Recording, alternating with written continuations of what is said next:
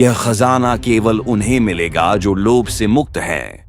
अगर तुमने कोई भी गलत कदम उठाया तो यही तुम्हारी कब्रगाह बड़ी बनेगी। हाँ। केमदा पकड़ के मेरा लेमदा हो जा, सेमदा हुल्ला चुल्ला।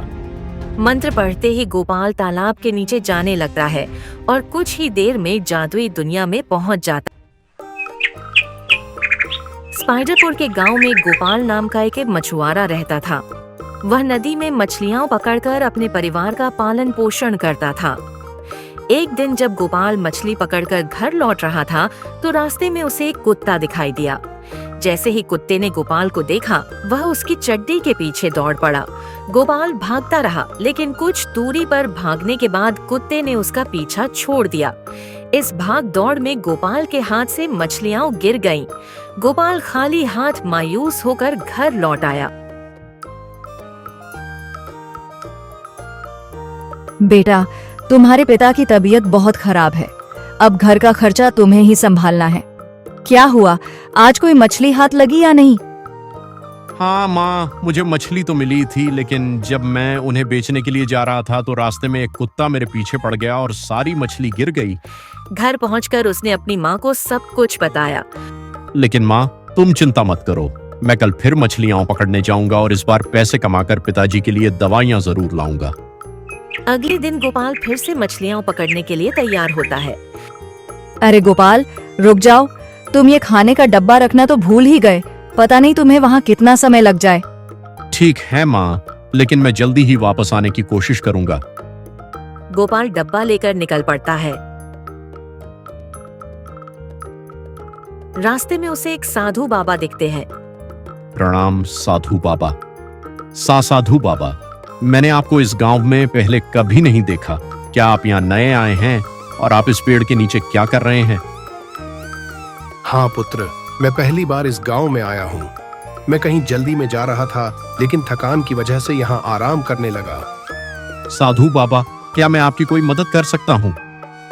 पुत्र, अगर तुम्हारे पास कुछ खाने को हो तो मुझे दे दो। मुझे बहुत तेज भूख लगी है। गोपाल ने बिना अपनी भूख की परवाह किए माँ का दिया सारा खाना साधु बाबा को दे दिया। हाँ बाबा, ये लीजिए, माँ ने दिया था, आप इसे खा लीजिए।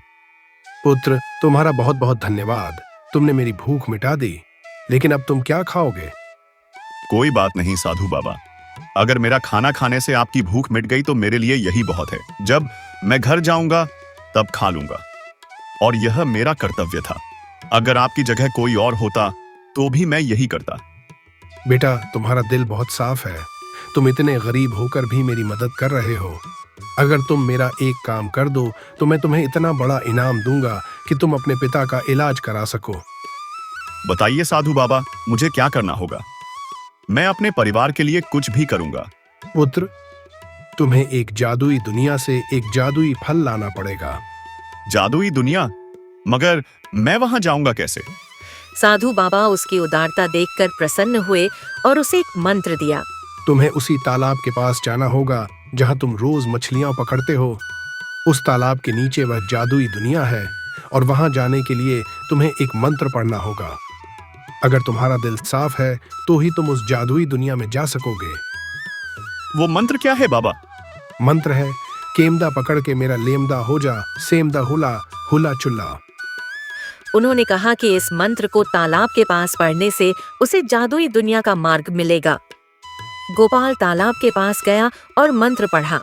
केमदा पकड़ के मेरा लेमदा हो जा, सेमदा हुल्ला चुल्ला।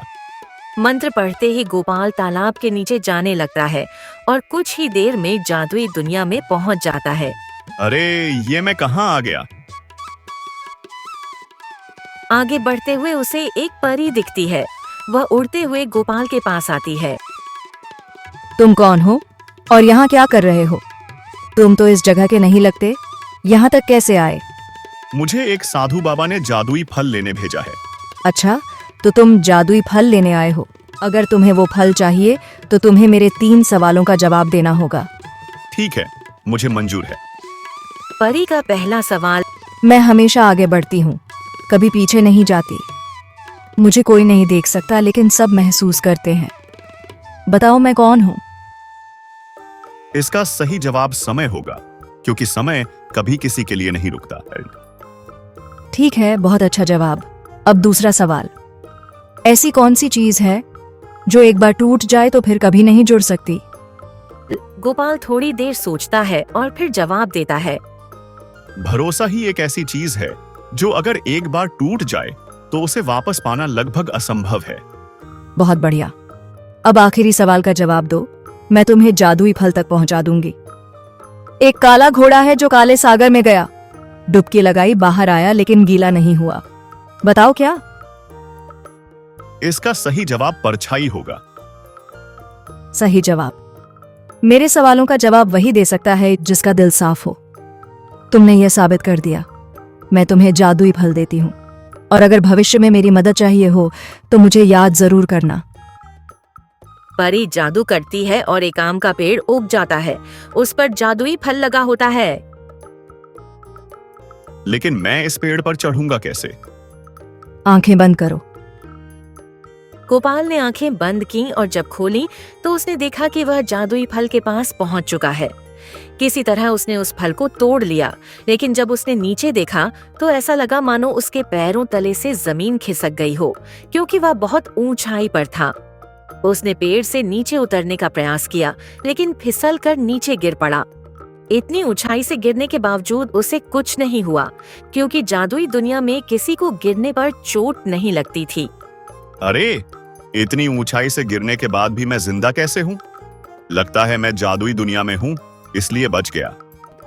गोपाल की खुशी ज्यादा देर तक नहीं टिक पाई, क्योंकि जादुई जंगल के रक्षक शिम्बा ने उसे देख लिया। शिम्बा को लगा कि वह कोई आतंकी है। गोपाल शिम्बा को देखते ही डरकर भागने लगा। हे भगवान, अब मेरा क्या होगा? आज तो मेरा बचना मुश्किल है।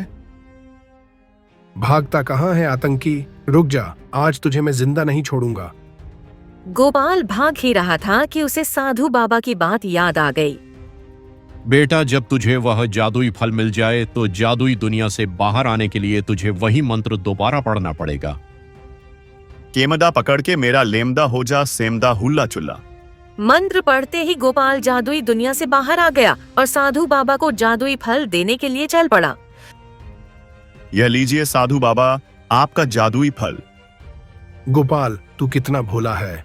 तूने मुझसे यह भी नहीं पूछा कि मैं इस जादुई फल का क्या करूंगा। अपने पिता के इलाज के लिए तूने बिना कुछ सोचे समझे मुझ पर भरोसा कर लिया।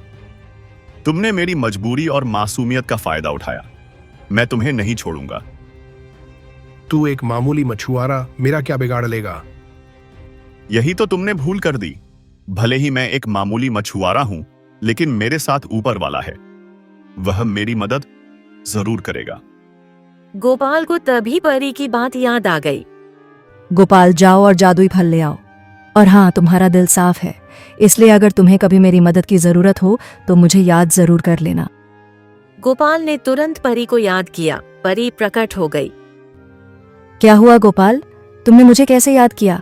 कोई परेशानी आ पड़ी है क्या?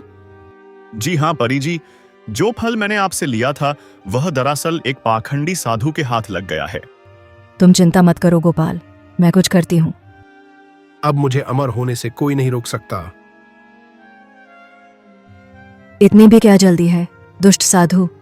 परी ने अपने जादू से जादुई फल को उसकी असली जगह पर पहुंचा दिया और साधु को भी अच्छा सबक सिखाया। परी जी, मुझे माफ कर दीजिए, यह सब मेरी वजह से हुआ।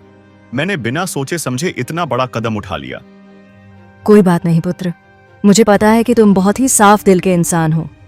जाओ, मैंने तुम्हें माफ किया, और तुम्हारे पिताजी के इलाज के लिए ये लो कुछ सोने के सिक्के। धन्यवाद परी जी, मैं आपका यह उपकार कभी नहीं भूलूंगा। सोलेपुर गांव में अर्जुन नाम का साहसी युवक रहता था। अर्जुन बचपन से ही रोमांच और रहस्यों का शौकीन था। एक दिन उसने अपने दादाजी के पुराने संदूक में एक पीला धुंधला सा नक्शा पाया। नक्शे पर बड़े बड़े अक्षरों में लिखा था, यह खजाने का नक्शा है। अगर तुम बहादुर हो और सच्चाई का साथ दोगे तो यह तुम्हें अमूल्य धन तक ले जाएगा, लेकिन रास्ता खतरों से भरा है। अर्जुन ने नक्शा देखकर खुद से कहा, यह मेरी जिंदगी का सबसे बड़ा रोमांच हो सकता है, पर इसे अकेले करना मुश्किल होगा। वह अपने सबसे अच्छे दोस्त सूरज के पास गया। सूरज समझदार और तर्कशील था।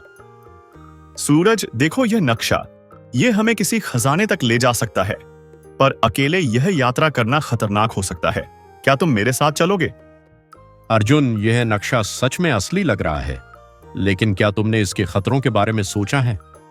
सोचा है, लेकिन अगर हमने कोशिश नहीं की तो यह मौका हमेशा के लिए खो जाएगा। ठीक है, मैं तुम्हारे साथ चलूंगा, लेकिन हमें पूरी तैयारी करनी होगी। अगली सुबह दोनों निकल पड़े। नक्शा उन्हें गांव के पास घने जंगल की ओर ले गया। जंगल में हर तरफ खामोशी और डरावना सन्नाटा था। अर्जुन, ये जगह कुछ ठीक नहीं लग रही। मुझे लगता है हमें सतर्क रहना होगा। सूरज, डरने की जरूरत नहीं, हम साथ हैं। थोड़ी देर चलते चलते उन्हें एक गुफा दिखी। गुफा के बाहर एक पुरानी शिला पर लिखा था, सच का साथ दो और खजाना तुम्हारा होगा। इसका मतलब है कि यह सिर्फ बहादुर और ईमानदार लोगों के लिए है। तब तो हमें जरूर अंदर जाना चाहिए। गुफा के अंदर खूब अंधेरा था। चारों ओर अजीब अजीब चित्र बने हुए थे। जैसे ही उन्होंने कुछ कदम आगे बढ़ाए, गुफा में तेज आवाज गूंजने लगी। यहाँ से आगे बढ़ने के लिए तुम्हें अपनी बुद्धि और साहस का प्रमाण देना होगा। 3 दरवाजों में से सही चुनो, वरना यही तुम्हारा अंत होगा। गुफा के भीतर 3 दरवाजे प्रकट हुए। हर दरवाजे पर एक पहेली लिखी थी। पहली पहेली थी, ऐसी कौन सी चीज है जो तुम्हारा है फिर भी दुनिया इस्तेमाल करती है? बताओ वो क्या है? यह तो आसान है, इसका उत्तर है नाम। दूसरे दरवाजे पर लिखा था, वो कौन सी चीज है जो जितनी ज्यादा होती है उतनी कम दिखाई देती है? यह थोड़ा मुश्किल है, पर इसका उत्तर है अंधेरा। दूसरा दरवाजा भी खुल गया। तीसरा दरवाजा। तीसरे दरवाजे पर लिखा था, जो टूट जाए उसे कोई जोड़ नहीं सकता। इसका उत्तर है भरोसा। यह दरवाजा भी खुल गया। दरवाजे के पार एक विशाल कक्ष था, जहां सोने की मूर्तियां, हीरे जवाहरात और अनगिनत गहने रखे थे। अर्जुन और सूरज यह देखकर हैरान रह गए। यह सब सचमुच है। अर्जुन, यह तो हमारी कल्पना से भी परे है। हमें सतर्क रहना होगा, यह सब इतना आसान नहीं हो सकता। जैसे ही अर्जुन ने खजाने को छूने की कोशिश की, कक्ष में एक विशाल राक्षस प्रकट हुआ। यह खजाना केवल उन्हें मिलेगा जो लोभ से मुक्त हैं। अगर तुमने कोई भी गलत कदम उठाया तो यही तुम्हारी कब्रगाह बनेगी। तुम दोनों में से कोई भी अगर मेरी चुनौती में असफल हुआ तो तुम कभी यहां से बाहर नहीं जा सकोगे। अर्जुन ने साहस दिखाते हुए कहा, हम तैयार हैं, बताओ हमें क्या करना होगा? तुम्हें मैं इस खजाने में से सबसे कीमती चीज चुननी होगी, लेकिन अगर तुम्हारा चयन गलत हुआ तो तुम यहां फंस जाओगे। सूरज ने घबराते हुए कहा, अर्जुन, यहाँ सब कुछ कीमती लग रहा है, हम क्या चुने? अर्जुन ने खजाने को ध्यान से देखा और बीच में रखा एक पुराना तांबे का सिक्का उठाया। यही सबसे कीमती है, यह इस खजाने का प्रतीक है। इसके बिना यह खजाना अधूरा है। तुमने साबित कर दिया कि तुम लालच से परे हो। खजाना तुम्हारा है। राक्षस जोर से हंसा और गायब हो गया। अचानक पूरे कक्ष में प्रकाश फैल गया। अर्जुन और सूरज ने खजाने में से सिर्फ उतना लिया जितना उनके गांव की जरूरतों को पूरा कर सके। हमने यह खजाना सही इरादों के साथ पाया है।